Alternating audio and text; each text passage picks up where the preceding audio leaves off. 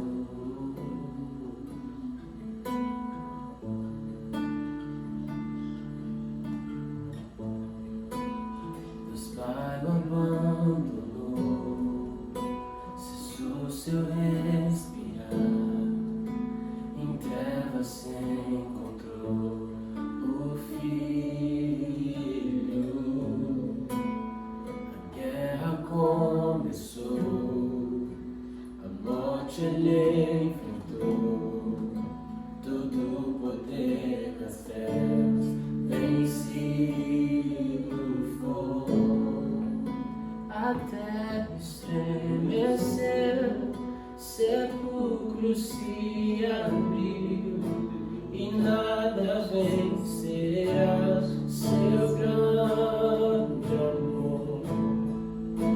Ó morte, onde estás? Meu ressuscitou, Ele venceu pra sempre.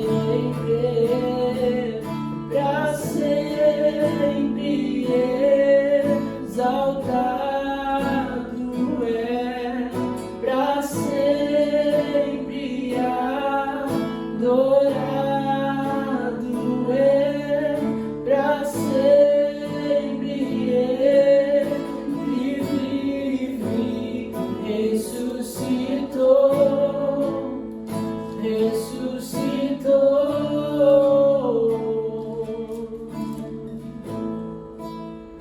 Cantamos aleluia, cantamos aleluia, cantamos aleluia.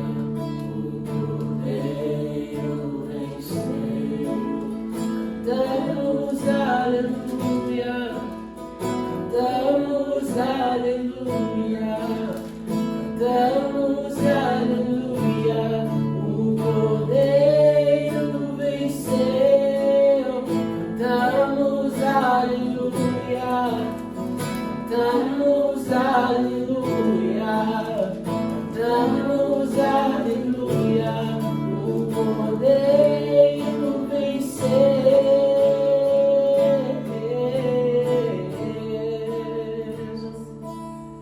Pra sempre exaltado é, pra sempre adorado é, pra sempre ele vive, ressuscitou, ressuscitou. Pra sempre exaltado é, pra sempre adorado é, pra sempre ele vive, ressuscitou, ressuscitou.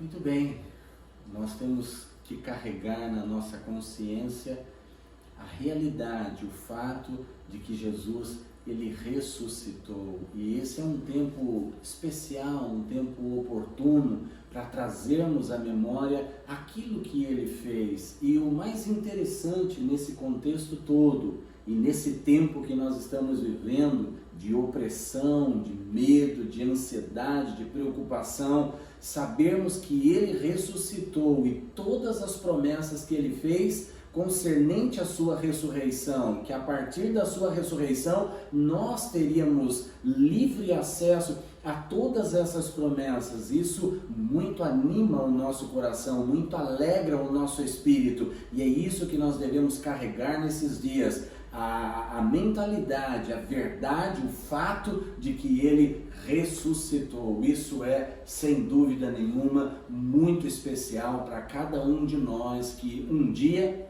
aceitamos a Jesus como nosso Senhor e Salvador. Afinal de contas, ele não é um Deus qualquer, ele é o único e verdadeiro Deus, Senhor e Salvador de nossas vidas. Mas eu queria compartilhar algo com você nesse momento, algo muito especial, algo muito importante e algo até um tanto reflexivo. Vale a pena refletir um pouco nesse contexto. É importante a gente ressaltar que a vinda de Jesus para esse mundo tinha um propósito específico, um propósito especial. E muitas vezes nós nos detemos naquilo que não é o propósito específico de Jesus, que no caso seria o nascimento.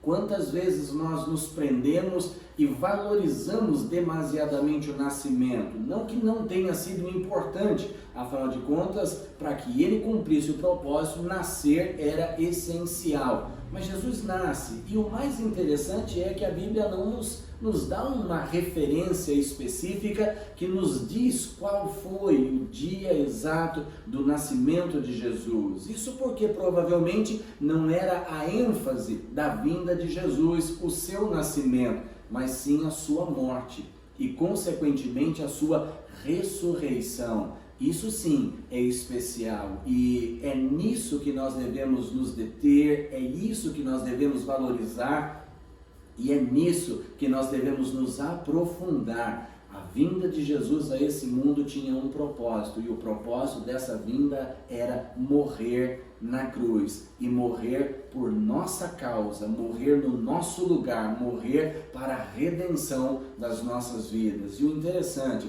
não para a redenção de um e outro, mas para a redenção de toda a humanidade. Mas infelizmente não são todos que recebem e aceitam o sacrifício que Jesus fez na cruz do Calvário, mas para aqueles que aceitaram esse sacrifício, segundo as Escrituras, esses receberam o poder de se tornarem filhos de Deus. Mas no contexto da sua morte, nós vemos algo muito interessante, que a morte de Jesus, logo após a morte, algumas coisas começaram a ser tramadas, como por exemplo, o roubo do corpo de Jesus, na intenção de que ele de repente fosse visto ou ressuscitado, que não fosse tratado isso de uma forma muito específica. Então algumas coisas param, alguns mistérios param por aí, e é importante quando a gente vai nas Escrituras, as Escrituras vão tirando todas as nossas dúvidas quanto a isso. Mas quando a gente chega no capítulo 20 do Evangelho de São João, a partir do versículo 1 diz assim: "E no primeiro dia da semana, Maria Madalena foi ao sepulcro de madrugada, sendo ainda escuro, e viu a pedra tirada do sepulcro. Correu, pois, e foi a Simão Pedro e ao outro discípulo a quem Jesus amava, e disse-lhe: levaram o Senhor do sepulcro, e não sabemos onde o puseram. Então Pedro saiu com o outro discípulo e foram ao sepulcro. E os dois corriam juntos, mas o outro discípulo correu mais apressadamente do que Pedro e chegou primeiro ao sepulcro. E baixando-se, viu no chão os lençóis, todavia não entrou. Chegou, pois, Simão Pedro, e que o seguia, e entrou no sepulcro e viu no chão os lençóis, e que o lenço que tinha estado sobre a sua cabeça não estava com os lençóis, mas enrolado num lugar à parte. Algumas versões, outras versões, dizem que o lenço estava dobrado à cabeceira, no lugar onde Jesus havia sido colocado. Versículo 8 vai dizer assim: então entrou também o outro discípulo, e chegara primeiro ao sepulcro, e viu e creu, porque ainda não sabiam a Escritura que diz que era necessário que ressuscitasse dos mortos. Tornaram, pois, os discípulos para casa.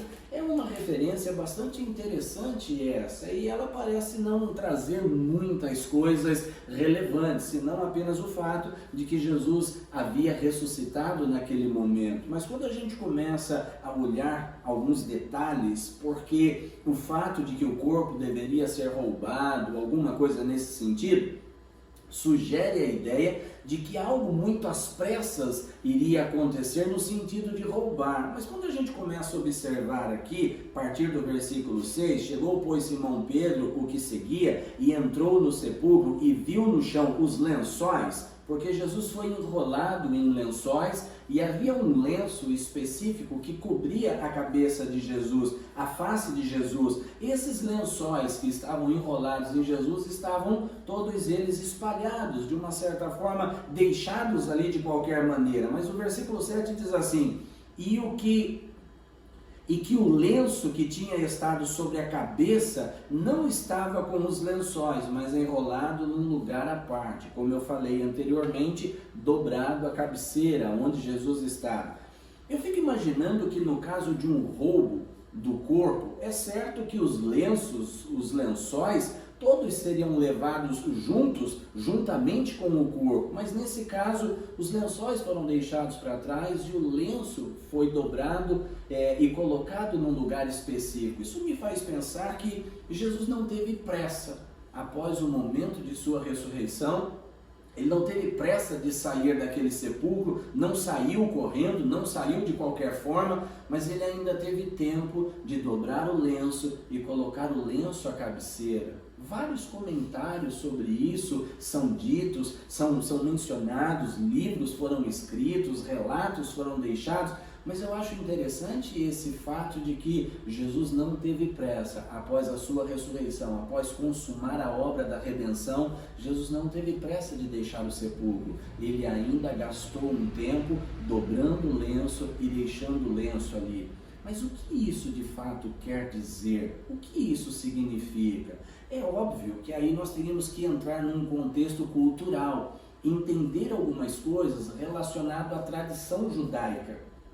E tem uma tradição judaica que é bastante interessante relacionado a isso, e aí nós vamos ter que entender um pouquinho sobre o relacionamento que existia entre o amo e o servo, ou o senhor e o servo, porque a tradição diz que quando o servo preparava a mesa para o seu amo, para o seu senhor, ele tinha o cuidado de preparar a mesa da maneira exata que agradaria ao seu senhor. Então ele faria tudo nos mínimos detalhes para agradar o seu senhor. E depois de ter preparado a mesa, ele saía da presença do seu senhor ou de perto daquela mesa, de maneira que o seu senhor não o avistaria aonde quer que ele estivesse.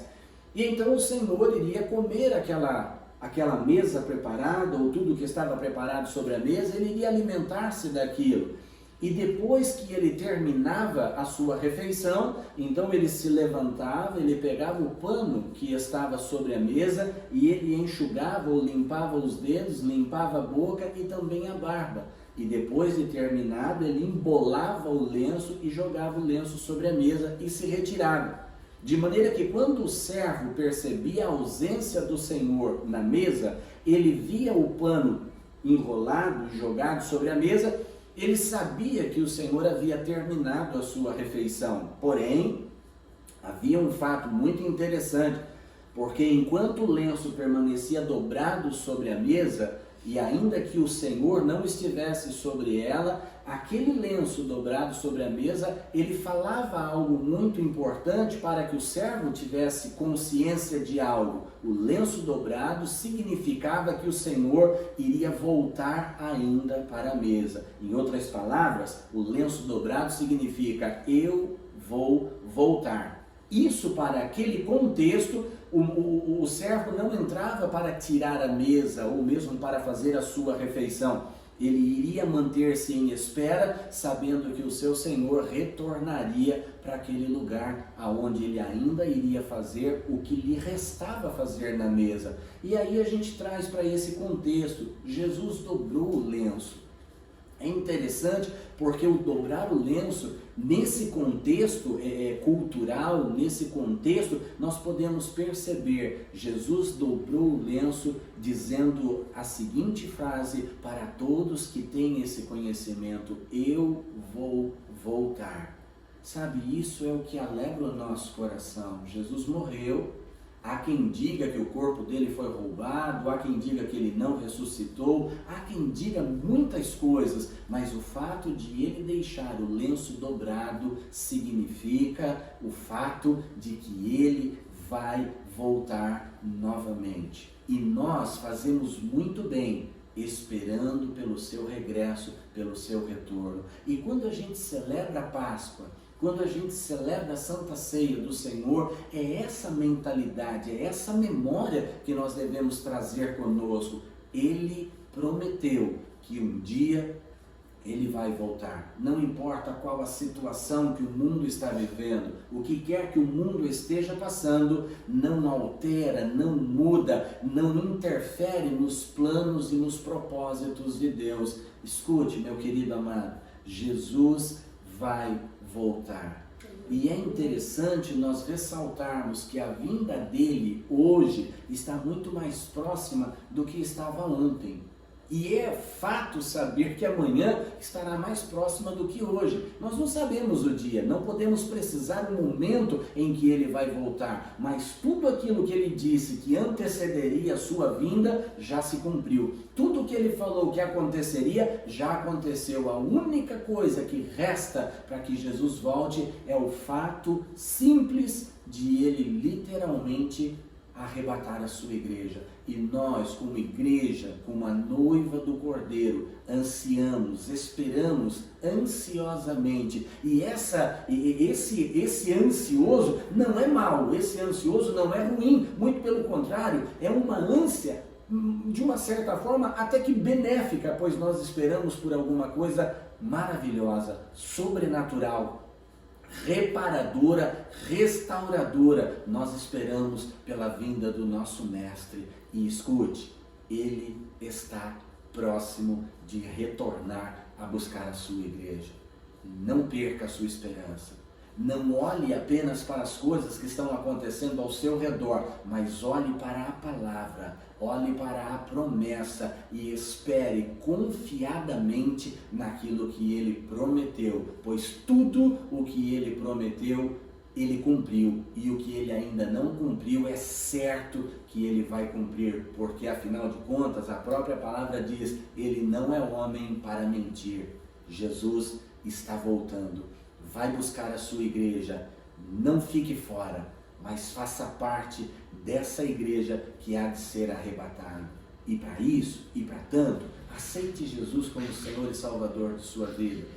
Desça as águas do batismo, participe da Santa Ceia enquanto você ainda tem tempo para isso. Que Jesus toque a sua vida, toque o seu coração e que Ele verdadeiramente promova essa obra redentora no seu viver, na sua vida. Que Deus abençoe a todos vocês. Eu queria consolidar essa palavra com uma palavra de oração, abençoando você antes de fazermos a Santa Ceia. Feche os seus olhos mais uma vez aí e seja abençoado. Pai, toca o coração dos teus filhos e que essa simples palavra, curta, mas objetiva, possa tocar os corações dos teus filhos e promover mudanças que aconteçam de dentro para fora. Que o Senhor salve, que o Senhor cure, que o Senhor transforme, que o Senhor abençoe as vidas de todas as pessoas que estão nos ouvindo através desse vídeo, que estão nos assistindo através desse vídeo. Abençoe a todos e cumpra a tua palavra na vida de cada um. Pois assim eu oro e por isso eu te agradeço no nome de Jesus.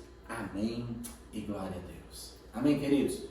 Eu acredito que você já tem preparado aí a sua mesa, o seu suco de uva, o seu pãozinho. Você certamente já fez todo o seu preparativo para poder participar da Santa Ceia. E é o que nós vamos fazer nesse momento. Mas antes, nós vamos ainda orar, abençoando os elementos. Jesus sempre nos deu exemplo para todas as coisas. E um dos exemplos que Ele dá quando Ele vai participar da Santa Ceia, transformando a Páscoa em Santa Ceia, Jesus naturalmente, Ele toma do pão, Ele toma do suco de uva, Ele agradece ao Pai e depois Ele serve para que todos participem disso. E é o que nós vamos fazer, nós vamos agradecer a Deus e depois vamos participar desse momento. Então, juntamente conosco, vamos orar nesse momento. Eu vou pedir à pastora Ivete, ela vai estar orando, agradecendo a Deus e também abençoando os elementos.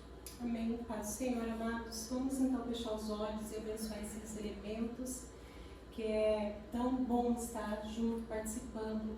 Eu tenho certeza que o Senhor está aí com você onde você está. Pai, muito obrigado mesmo por ter mandado Jesus por nós. Obrigado, Jesus, por ter derramado o seu sangue, por ter dado o teu corpo pela minha vida, pelas nossas vidas. E nós queremos, nesse dia, te agradecer. Nós queremos te louvar por esses elementos. E eu peço que o Senhor abençoe esse pão. Eu peço que o Senhor abençoe esse suco de uva. Que o Senhor santifique e abençoe. Que quando os seus filhos participarem, sejam abençoados em nome de Jesus. Amém. Amém, queridos? Então, você que tem aí na sua mão o pão, o suco de uva, você vai pegar um pedacinho do pão, seguindo os ensinamentos do apóstolo Paulo, e que naturalmente ele vai receber do Senhor Jesus, porque é o que ele deixa claro nas Escrituras, e eu vou abordar no livro de 1 Coríntios, capítulo 11, a partir do versículo 23, que diz assim: porque eu recebi do Senhor o que também vos ensinei, que o Senhor Jesus, na noite em que foi traído, tomou o pão e, tendo dado graças, o partiu e disse: tomai e comei, isso é o meu corpo que é partido por vós, fazei isso em memória de mim. Também façamos, comamos juntos desse pão.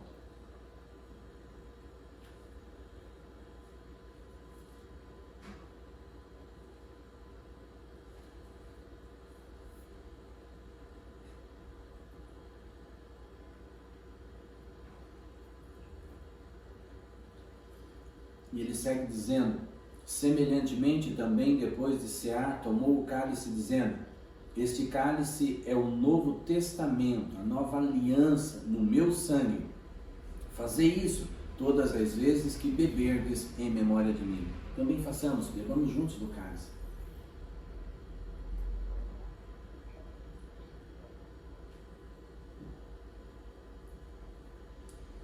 Jesus, eu quero te louvar. Obrigado porque a tua morte, o teu sacrifício, hoje, para mim, representa vida, representa graça, e eu quero te louvar por isso. Ninguém teria a condição de fazer por mim, de fazer por toda a humanidade aquilo que o Senhor fez. Ninguém tinha as qualificações para morrer e, através da sua morte, pagar o preço ou promover a redenção em relação às nossas vidas. Eu quero te agradecer. Muito obrigado pela redenção, obrigado pela salvação, obrigado pela graça derramada, obrigado pelo favor imerecido.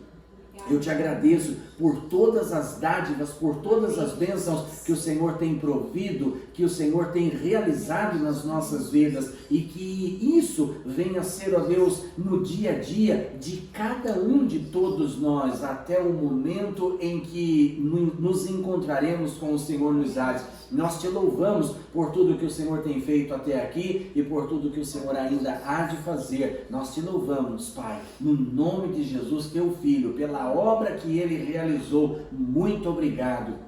Em nome de Jesus, amém e graças a Deus.